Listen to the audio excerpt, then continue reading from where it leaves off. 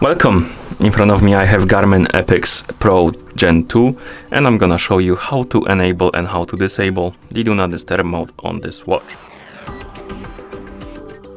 First thing we need to do is to press and hold the light button to open the controls menu on our watch. Once the menu opens, you should see a bunch of icons and you can use the up and down button or the touchscreen to scroll through this menu. So scroll through this menu and select the Do Not Disturb mode icon, this one. And once you set the select the Do Not Disturb mode icon, you should see the status of the Do Not Disturb mode. As you can see, it says off.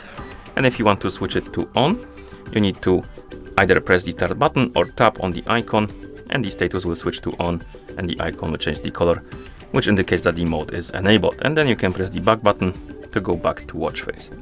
And if you want to disable the mode, simply press and hold the light button again to open the controls menu.